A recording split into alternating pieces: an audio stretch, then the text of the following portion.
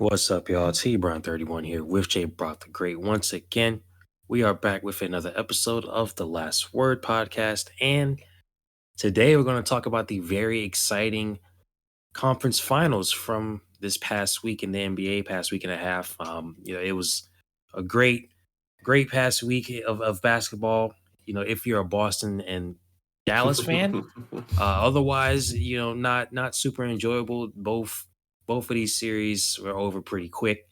And just beginning of the week, we thought, okay, this is going to be a pretty quick turnaround for us, doing a recording because we recorded right when the conference finals started, or right before, and then it looked like both series are going to be over in four. But the Mavs, at least, they gave up game four there before they ended up getting that gentleman's sweep. So we'll get to them in a second here. We're going to start with the series that did actually end in four with Indiana and the Celtics. This one, I guess in retrospect, it's not that surprising because obviously Boston is just clearly a way better team. And, even without Kristaps Porzingis going up against the Pacers. But like I gave the prediction, I was like, based on how the Pacers played, even against an injured Knicks team, they were pretty much all in the hospital for the end of that series. I figured the Pacers would be able to come out, at least get one or two of these games. I figured Celtics would win in six. They also benefited from some injuries, but Celtics obviously clearly still the best team in the East. Whereas the Pacers, I think, benefited from those injuries more. But I thought they would come out, they'd be able to get two of these games, and game one, they took it to overtime. Unfortunately for them, they lost 133 to 128, and then really from there, three and four, they just screwed up in the fourth quarter. I mean, those were games that they could have had. They only lost 114, 111 in game three. Game four, they lost 105 to 102. So games that they absolutely could have won there. They just wet the bed in the fourth quarter. Game two, though, was obviously that biggest margin of victory, 126, 110. And I think that was kind of the most interesting performance because that was Tyrese Halliburton's last game, of course, because he did not play in game three and game four. So it is interesting to see how well the Pacers were able to step up in the last couple of games of the series without Tyrese. But yeah, I guess at the end of the day, it's not super surprising. Like, we know how good Boston is, and people can talk about some of the games that they screw up in. Sometimes like Jason Tatum might not show up, Jaylen Brown might not show up, but like they did their job in this series. They obviously got the work cut out for them a lot more heading up against the Mavericks. But I'll pass it to you. Like, what were your biggest takeaways from this series? Game one, I'm thinking the Pacers team, is legitimate. They've both of these teams have benefited from injury, and the Celtics have had plenty of rest throughout this time. The Pacers are a fast, high-scoring team that can apparently give anybody trouble. I mean, the Celtics have a great high-octane offense, but their defense is no joke either. And it's that defense that showed up and clamped up the Pacers each time at the end of the game. Former Buck, one of my favorite players in the league, Jrue Holiday, big in this series. I think is maybe an understatement. Huge turnover forced on Tyrese Halliburton at the end of game one, in regular time or in regulation and in overtime. So I was about to talk like I was a soccer game. But Holiday was able to force Halliburton to mess up twice and two big moments there. And there's an interview with Halliburton after game one where he called Jrue Holiday the best defender in the league, and then he was like, "Yeah, you got me. No, I just accidentally dribbled off my foot." Not true. He dribbled it. He tried to do a spin around. It did not hit his foot. He just lost the handle. No shame there. Jrue Holiday is a great defender. But I'm thinking in game one, like, all right, these guys are going to steal the game, right? Like, it's this is a high scoring team, and the Pacers team, they just kind of get a little sloppy in the fourth quarter. But like, so do the Celtics sometimes. Truly, this Pacers team will steal one. And obviously, Halliburton's injury in game two is going to hurt that. But the other thing I was thinking in the back of my mind after game one is that the Pacers are cooked for sure. Because the Celtics, every single series so far, have had one game that just isn't good. It's been game two both times. Game two, the Heat come out, Tyler Hero puts like 30 on them. It's over. They lose one. They don't lose again. Get to Cleveland.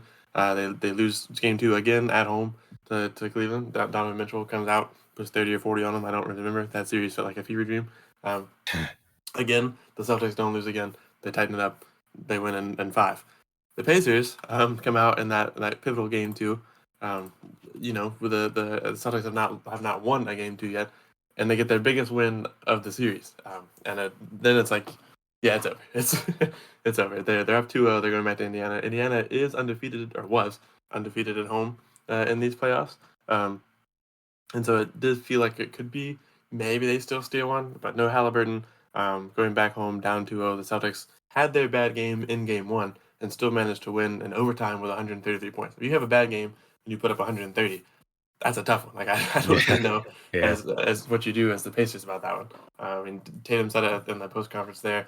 Like I would be sick if we lost this game because I played horribly, and it didn't matter. I mean, they were able to rally around their guy and come through and get a win. And Tatum was good throughout the rest of the series. He ended up being their lead scorer. Jaylen Brown, I think rightfully so, won the Eastern Conference Finals MVP. But Tatum was great in this one. Pascal Siakam was a big piece for the Pacers. Big in those games with Halliburton, but obviously bigger once Halliburton's gone. Games 3 and 4, I think went pretty much how I would think they'd go. I mean, the Pacers are tough. They're at home. They hadn't lost a game at home this playoff, so I figured they'd be a little tough. Nembhard, McConnell, all playing really well. I think Jaylen Brown said those guys turned into Michael Jordan after Game Yeah. 3. He's just like seemed very frustrated with their level of play. But the Pacers are a tough team. They're fast. They get under your skin. They can be a little physical. I mean, I'm sure for the Celtics, it's another team that kind of is a little. I don't want to say this in a super bad way, but the Pacers can be a little whiny with certain calls and stuff, and so can the Celtics. I think that there was just a perfect energy matching between each other. They're both fast. They're in some cool plays. I'll give that to the Pacers. That play that didn't end up working, they lost in overtime. But the one where they, Carlo had them just like run verticals down the court. Yeah. The Hail Mary. Yeah. Yeah, it's actually a pretty cool play. Neesmith just missed the shot. I mean, they got the shot off. Everything else went well about it. The Celtics looked really confused. Um, so I'll give it to the Pacers that despite getting swept, they did come out and show that they're a tough, resilient team. I think that they'll be a playoff staple for the next few years. They got a pretty young core. It kind of depends on maybe what happens with Pascal. I think he adds a lot of difference to that team. Right, he's not as fast paced. He's definitely a slower, kind of locked in defensive paint presence. But I think that with Halliburton, Nembhard, Neesmith, if those guys continue to play at this level consistently, that they've shown that it'll be a good thing. But Boston showed that they do not need Kristaps Porzingis. They showed that Drew Holiday, despite his shakiness on playoff offense, is going to step up in defense and lock down guards like Halliburton. Now we'll get to the finals preview later, but Kyrie's going to be much tougher than Halliburton for a finals matchup. I think Ant learned that going from Jamal Murray to Kyrie. It's just a tough one.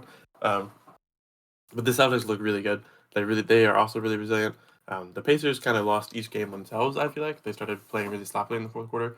I'm not going to discredit the Celtics defense either. I mean, I think the Celtics defense stepped up a lot in the final minutes of each game and just really were able to settle in and show that they have, at the very least, been a little more experienced. Might not have a chip all together, but they definitely have shown that they're more resilient. They know how to play in a playoff scenario. Going on the road is not a scary thing. The Celtics actually have not lost on the road yet in the playoffs. So those two streaks came at each other, undefeated at home, undefeated on the road. Celtics remain undefeated on the road, win 4-0. Pacers just had a tough one losing Halliburton, and I think that the Celtics are the better team anyway. So Yeah, just to finish out, it is kind of funny. Like even you mentioned Tatum's play, Jalen Brown's play, getting the MVP there. Immediately after that, they start talking about game 3, game 4. They're talking, oh, who's the better player between Tatum and Brown? Like we haven't had this discussion 100 times before. It's like they both can be the 1A, 1B at any point in time. It just depends. I mean, there've been again games where Jalen Brown hasn't been that guy like we know last year. Then a couple years ago in the finals, Jason Tatum like was not very good.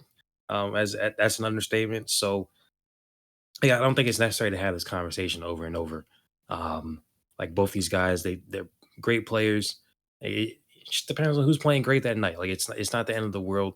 Um, and I guess a lot of that kind of got exasperated by the Kyrie and Luca show that we got over this, past week and a half here as we move into the Mavs series, which I was like dead wrong about. Like, yeah, hey, I was like, I have no problem with the Mavs winning. I'm rooting for them against the Celtics for sure. But like, I did not expect this series to turn out the way it did. I figured like this series, I thought it'd be more competitive. Um, I still thought that the Timberwolves, after seeing what happened to the Nuggets last series, how they closed out even with Ant not having the greatest game. Like I figured the Timberwolves would come back out in this one. They would win six. And one of the things I said in that last video was the Wolves are the better team, but Kyrie and Luca, you know, both of them, or one of them at least, coming out and just having crazy games will at least get you those two wins. Now, besides that, you got to have the rest of the guys step up, and they absolutely did in this series, like they did against OKC. But I just wasn't expecting that. Like I figured, like Kyrie, Luca, they would come out, they scored like 60 in like a couple of these games, but for the most part, the Timberwolves would be too much for them. That was not the case by any stretch of the imagination. Like game one, pretty good game. Mavs, they steal that one up in Minnesota.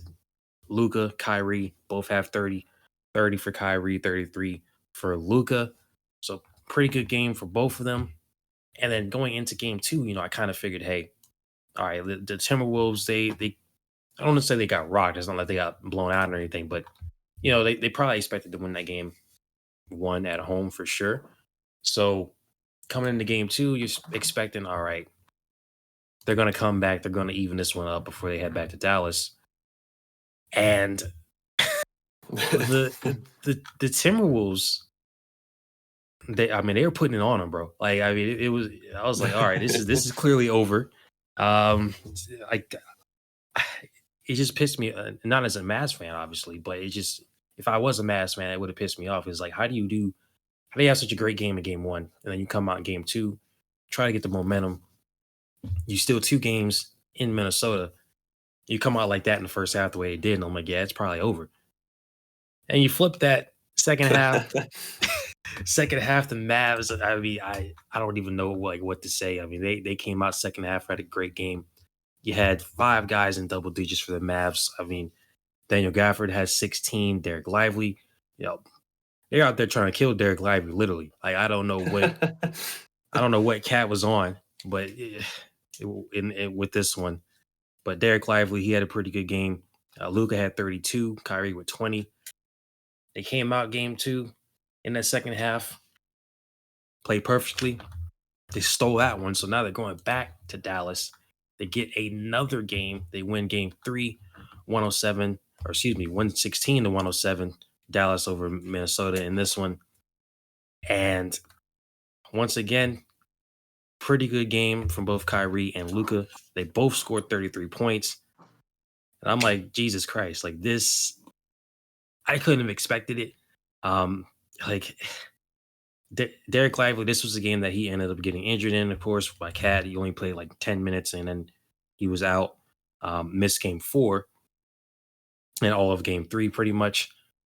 But the rest of the guys, they still stepped up. PJ Washington had a pretty good game, 16 points. Derek Jones Jr. with 11. So, even in Derek Lively's absence, which is he's been a really key part of this team in this playoff run. They came out, did their thing. Minnesota not having the best series, obviously, so far, especially Anthony Edwards, early on. That shooting slump that he had, in the last game against Denver continued early on in this series. They did win game four, but like to be honest with you, like that one didn't really sway me anything, like anyway at all. Didn't do anything for me. They come back out game five. Luka has a literal legacy game. They absolutely killed Minnesota, 124-103. That's pretty much all I got to say, man. Like Minnesota, like they shocked me with the way they came out in this series. And again, it's not like they were getting killed except for that last game. But after the way they played against the Nuggets, the Nuggets going into the playoffs, I had the Nuggets win it all. So Yeah. the way they played against the Nuggets, how can you come back in this series? And I understand the greatness of Luka and Kyrie. Like I said, hey, they'll probably put up 60 points in some of these games, get you some games. But the way they came out made me a believer. We'll talk about the finals in just a second here once I pass it back to you. But I don't know, man. I mean, the Mavericks, they look like, to me, they look like the best team right now. Yeah, I think the Mavericks look the most composed. My analysis for this is essentially that the Timberwolves died, and they didn't get beat up in any game, but they just could not get the momentum going, right? And he ends up being their leader and points per game in the series, but could not get the scoring going really in all these games. Couldn't shoot well. After shooting horribly in the first two games, he let us know he's going to keep shooting in the third game. I think he sent me a text saying 10 for 45 incoming. I think he shot like 10 for 30. So that might be an over exaggeration, but like he just wasn't shooting well. Cat wasn't shooting well. Cat went 0 for 8 from 3 in one of the games. Comes back in the game they win and nails it from 3. Game 3, or game 4 is what I expected this series to be like. Not necessarily the Timberwolves win every game, but a lot more competitive and a lot less tomfoolery from the Timberwolves. Game 1, it slips away from them. Game 2, they throw away a massive 18-point lead. Game 3, they're not really fully in it there. Game 4, they finally lock in, come out. The defense plays. The whole team kind of plays together. You get that Timberwolves synergy that we've been seeing. And then Game 5, they're done. They're out of there. Luka backs them up 20 points in the first quarter. It's over.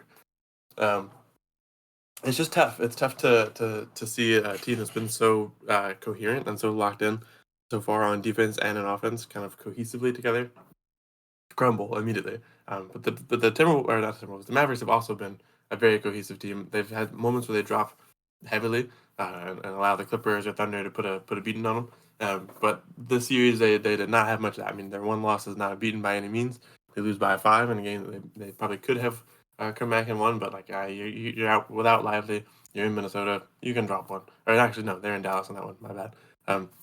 I'm sure Luka, who thrives on negativity, would have loved to drop one in Game 4 so he can go beat the Timberwolves in Minnesota, which is what ended up happening. But the Mavericks do seem like the most well-composed team. Daniel Gafford and PJ Washington are crazy pickups. I thought that at the trade deadline, they were great additions to the Dallas team. They're exactly what Dallas needed. They've worked super well in these playoffs. And Kyrie and Luka, I had complaints about them before because I was afraid about their lack of defensive pressure mixed with their offense. Luka has stepped up on defense this year. Kyrie has not been a horrible defender. Gafford and PJ Washington bring in some good defense. Derek Jones is not a bad defender. The Mavericks look, to me, like the most composed team.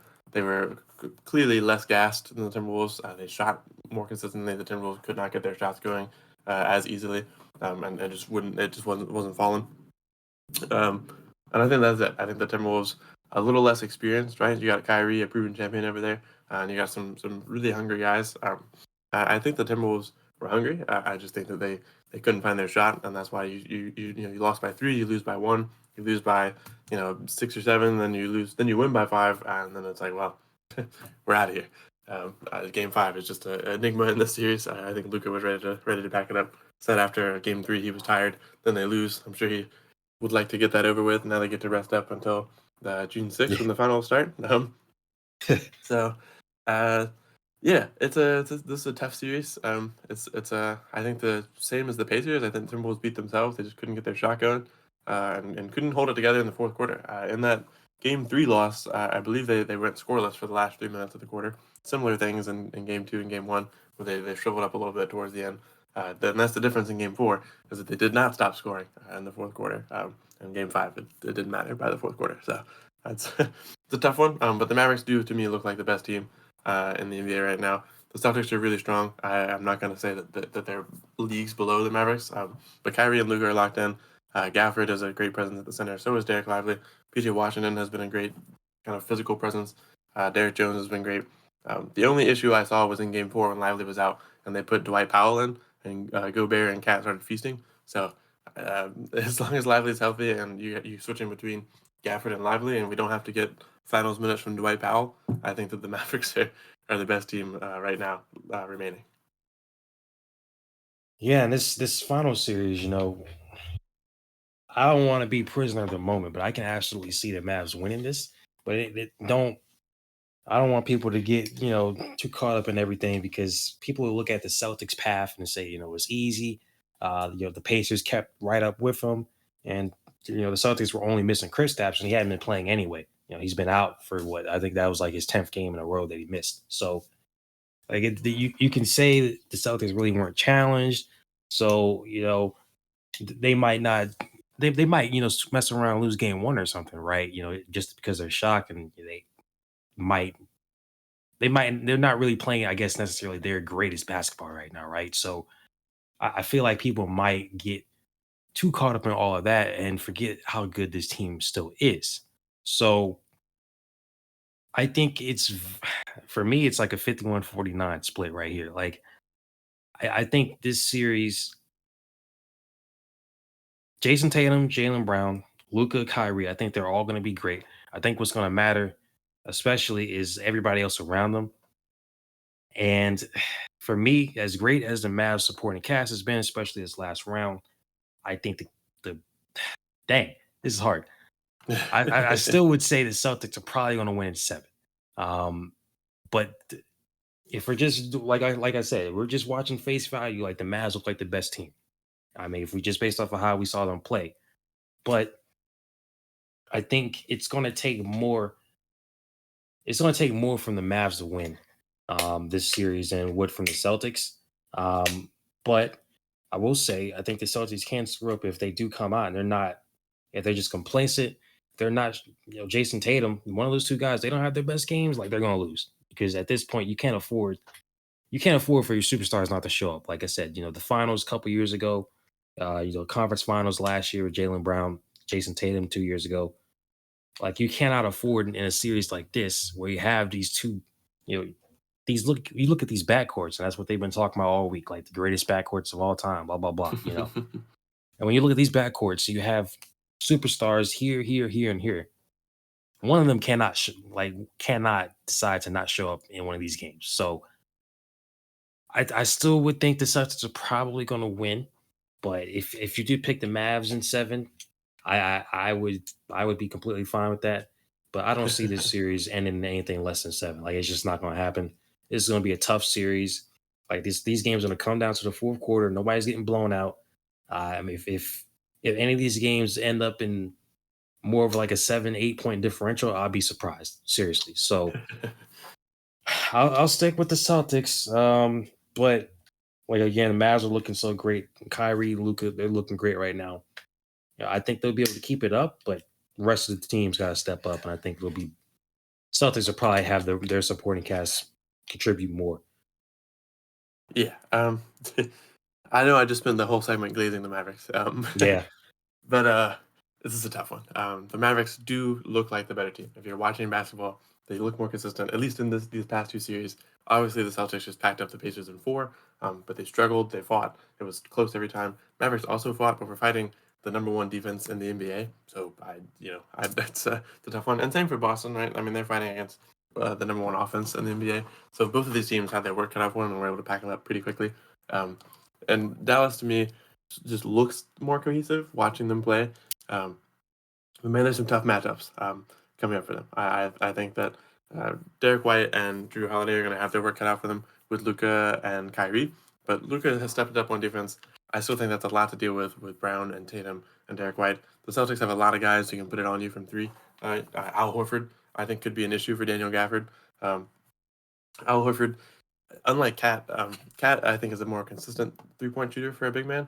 Al Horford just randomly gets the spirit of God in him every night and decides, I'm gonna hit 6 of them tonight. It's a tough one. I don't think he's a guy that you need to consistently guard from three, and that's the issue. He's also been a good defensive presence. We've seen Al Horford step up to not Drew Holiday, step up to Giannis, step up to Joel Embiid. Tough matchups there. He's come out on top of those. The Celtics' only worry for me is that they falter and get a little inconsistent, right? Every year for the past few years, it's felt like, all right, this is the one. Boston's going to get one. We're going to move on. But this one really feels like it might be time. So I'm going to take Boston in seven. I would like to take the Mavs in seven. I just feel like I feel like I can't. I feel like it doesn't. The Celtics. It's hard to look at them on paper and say like, yeah, these guys are going to lose this series. Going to be close games. This Mavericks defense and the Celtics defense are both tough. I think they're going to step up and make it really hard for each other. I think that the Boston Celtics need to be. They don't have to be as explosive. Same thing I said against the Pacers. They don't need to have an amazing game to beat the Mavericks every time, which is going to be the tough thing for the Mavericks to pull it out. I'm still going to take the Celtics in seven because I think the Mavericks are a good team. They have a great backcourt. Obviously, they've got good front court going on for them since the trade deadline.